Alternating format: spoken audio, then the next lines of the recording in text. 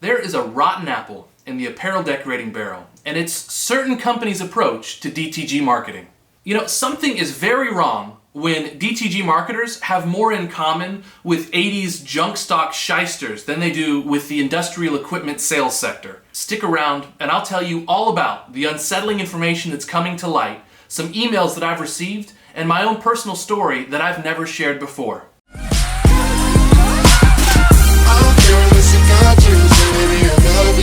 Let me tell you, this is a video that I never expected to make. When I recorded my 5 Reasons Why video, I had 0 subscribers and 0 viewers, and I was just telling my story to the wind. My original plans were to share screen printing and business-related content, and then that video blew up, and now it's been seen by over 50,000 unique viewers from all over the world. And through that exposure, many of you have told your stories in the comments section, have gone to the Discord channel, or have even sent me personal emails telling me about what you've gone through in the course of owning a DTG. You see, DTG is a working solution for a subset of apparel decorators. The product has its drawbacks and high operating costs, but it can be profitable under the right circumstances. So the platform of DTG isn't really the issue. The real problem is that some DTG sellers and marketers are using the benefits of DTG technology to lure unqualified buyers and persuade them to make a purchase when they have a high likelihood of failure. At the very least, they're putting their own personal gain above the financial well-being of their clients. You know, if someone is willing to ruin a naive and hopeful person's life over $8,000 in gain, that lack of ethics and morality needs to be exposed. I will say this. I don't think that the majority of DTG marketers and sellers just woke up one day and thought to themselves, I need to come up with a strategy to screw as many unqualified buyers out of their money as possible.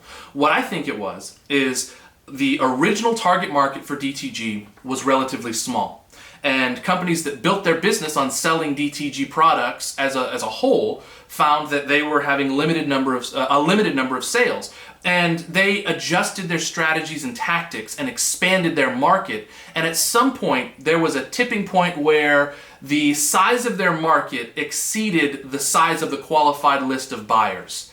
And at that point, their morals and ethics had to become lax in order to attract and tell a story that's going to convince people who have no business buying a DTG to part with their money. And up until a few days ago, I felt that while my first video wasn't perfect, it was enough to break the spell. For someone completely caught up in the hype, it provides enough of a reality check to get them critically thinking about whether DTG is really right for them. So I was content to leave the hornet's nest alone. That's when someone on our Discord channel pointed me to very clear evidence that DTG sellers have been subsidizing equipment for YouTubers without it being publicly disclosed. I'll get into why that is an important distinction for several reasons later on. But first, I want to acquit my fellow YouTubers of any wrongdoing. It's so clear that they're just here to entertain and educate. They were picked because they are entertaining entrepreneurial YouTubers with a large, relevant audience. And to be fair, if I were in my fellow YouTubers' shoes, with their knowledge or lack of knowledge of the industry, I would have taken the same deal, kissed the sponsors twice, and danced my way to the bank. Because on the outside, it looks like an amazing deal. I mean, think about it for a second. You're a successful YouTuber that dabbles in screen printing or apparel decorating, and somebody approaches you with a wonder machine that can make you $1 million a year. They lay on the persuasion and you're super convinced. The only problem is it's $20,000 and money doesn't grow on trees, right? And then they lay the hook. They're going to let you use that $20,000 machine for $300 a month instead of $800 plus for the equivalent lease of what it should cost. Maybe they even subsidize the ink for you for the first little while, all in exchange for you just telling your story to the masses about how it's working for you. Now, the risk is low, the upside for content and profit is huge, and of course you accept. I mean, from the outside, turning it down doesn't even make sense. You know, it's only once you've been in the industry for a while, or once you've dug deep enough, that you realize that DTG marketers, more so than heat transfer vinyl, screen printing, sublimation, rhinestones, target a market that are more likely to fail than succeed because they're unqualified to make the purchase in the first place. Story time.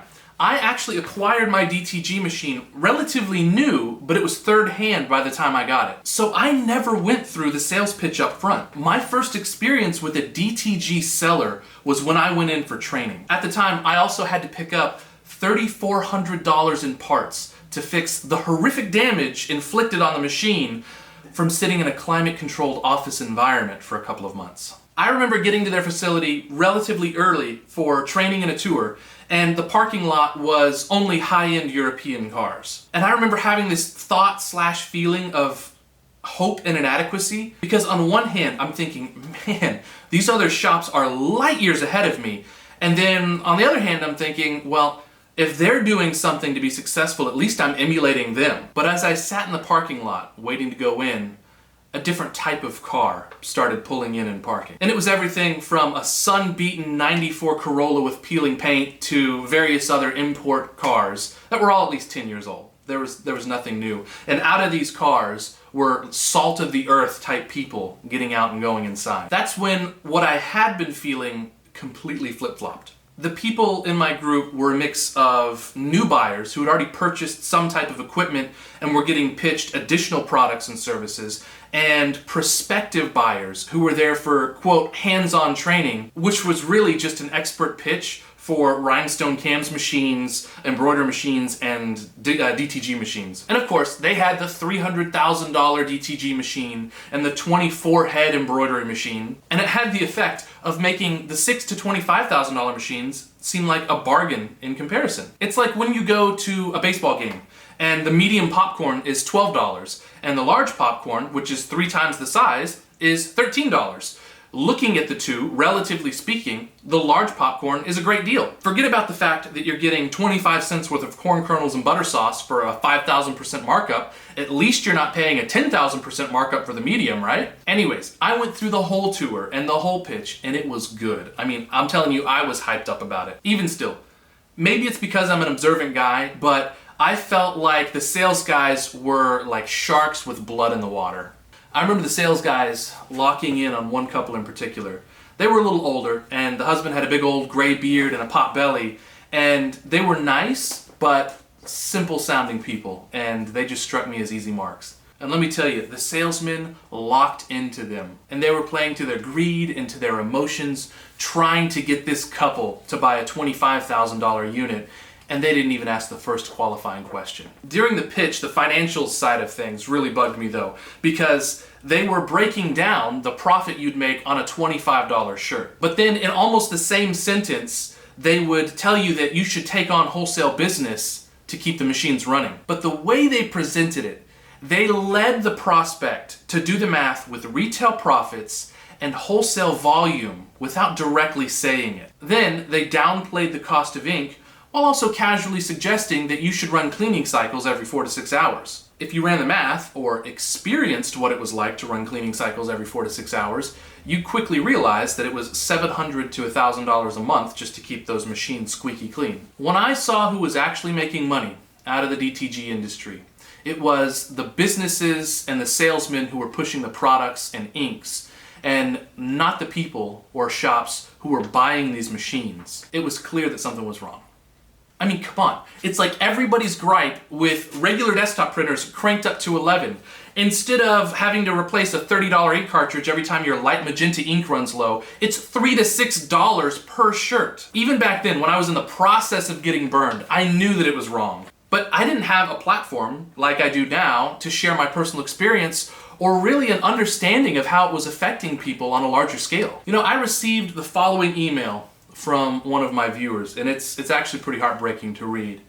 It says, subject, please help me. Hello brand, I have a DTG Brother GTX new model, and I need your help. I made the big mistake of buying this printer on credit, and it has never worked as promised, and they don't want it back. I already put my complaint to the authorities, but I don't know what to do. Please help me. Guide me to where I have to go to end the contract. My cell number is redacted. I am Mexican and my English is limited, but I can understand everything you tell me. I trust your help and guidance. Thank you, and I wait for your answer. What do you say to that? I mean, seriously, I'm just another business owner, YouTuber, and to see someone's pain and what they're going through, it just burns me alive, man. So, here we have someone who bought a machine based on the advice of a salesman who clearly wanted to close at any cost. This is a buyer who presumably had no previous experience in business, clearly didn't understand the machine because they were apparently never able to get it fully working properly, and now they're locked into an ironclad contract with no way to get out. He very well could watch his finances deteriorate in slow motion, see his credit evaporate, lose the machine, and still owe that money. I have no idea if there's a recourse or a way out for him being a Mexican citizen with their laws. But what I do know is that should be a very real consideration for you. If you don't know for sure that you have the business or the model or the influx of customers to make a purchase decision on this level ROI, this should be a very real consideration for you because you could end up in that same situation. Now, for those of you that stuck around, I want to explain to you why it's so unethical for a company to subsidize the equipment for YouTubers without publicly disclosing it. And again, the YouTubers aren't experienced in psychology or the effect that the consequences of their actions are going to have on people. For them, it's like they press a button, and every time they press that big red record button, $500 or $1,000 spits out in the form of ad revenue, and they have no idea that simultaneously, somewhere else in the world, somebody's making a $20,000 life-changing, financially ruining decision. They just press that button as often as they can because how are they supposed to know? And the compounding problem is that financial ruin might take 2 or 3 years. And in the course of that, the person who made that purchase thinks that they're the ones to blame, that they failed in some way, not realizing that the deck was stacked against them from the very beginning and they were taken advantage of. So anyways, getting back on track. For a prospective buyer who has turned to YouTube for advice on whether or not they should make a purchase, they're expecting to see the real life experience of the person whose video they're watching. And when that YouTuber comes on, completely sold on the DTG sales pitch, it's like a friend who's sharing an inside tip with you. The same words the DTG salesman is going to use, but coming from the mouth of somebody who you assume doesn't have any incentive to get you to buy, automatically is going to make you lower your guard and become even more interested than you already were. I mean, think about it. You already have some interest level in DTG, and then somebody who you're interested in and trust comes on and reiterates all of the positives that you've been hearing about this product. I mean, you really want one now, right? But the objection is still the cost prohibitive $20,000 that it's going to take to pick this up. I mean, really, if you could go out and spend $100 and pick up a DTG printer like you would a desktop printer, it would have been a no-brainer and you would have gone out and bought it a long time ago, right? And that's where not disclosing that the equipment that they have is subsidized really hamstrings your inhibitions.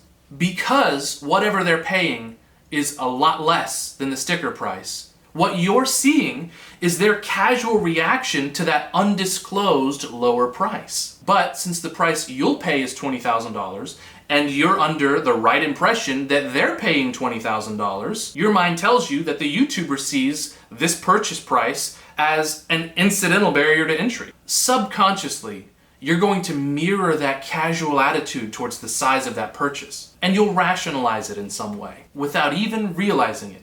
You will begin to see this as all pros and upsides, and your gut is going to start relaxing all of its objections and fears that would normally stand up and say, hey, hold on, red flag. And I think that's why it's so dangerous when you see these YouTubers and you don't have the full story, because they're treating a huge purchase like it's incidental. They're only describing the potential upside of hitting $1 million, and you begin to buy into that hype, and you can make a very serious decision that's going to impact you in a hugely negative way. That's why you have to be careful, well-informed, and properly positioned in order to succeed. Otherwise, you might forget that $800+ a month for an equipment lease that's not guaranteed to ROI is a big, big deal until it's too late. You'll become blind to the difficulty it takes to generate enough leads and prospects and sales to fill your pipeline. You'll trivialize the high cost of ink and slow production speed of the equipment. You'll write off competitors who are using screen printing equipment to absorb most of the bigger sales. And you'll forget that if this startup fails, you'll still be on the hook for all that money. The prospective buyers who are at the most risk here are those with very little first-hand knowledge of the industry or of the DTG side of the business, and entrepreneurs. The pattern that I've seen with commenters who like to call me out in my videos are that small minority of DTG owners that started a business, found a unique concept, and grew and scale, and they want to come on and brag about it, rather than objectively acknowledging that this is a tough business and that the risk and reward ratio for the majority of people who buy this equipment is just untenable. I mean, if you're going to jump headfirst into a business, go out and buy $500 worth of heat transfer vinyl startup equipment or a couple $1,000s on a screen printing setup. At least with those, they're unlikely to financially ruin you.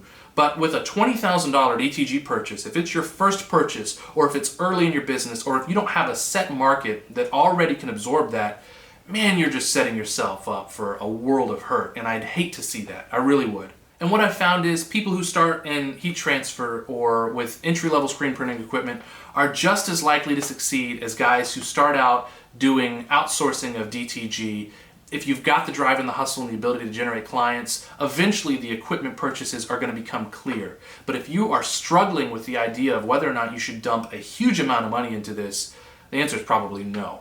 And the problem is, the marketers who are out there and in the industry right now are preying on those people who are hopeful and hungry to succeed and are looking for a solution that can help them get started quickly. And the fact of the matter is, every business is difficult. Every business is going to have struggles. So don't just jump in blindly and spend $20,000 on something that's just not any more likely to help you succeed than something a fraction of that price. Anyways, if you like this video, please like it, subscribe to the channel, turn on the bell notifications, join our Discord, do a happy dance, and send me an email, because I love to hear from you guys and I want to keep the great content rolling. Thank you so much. I'll see you next time.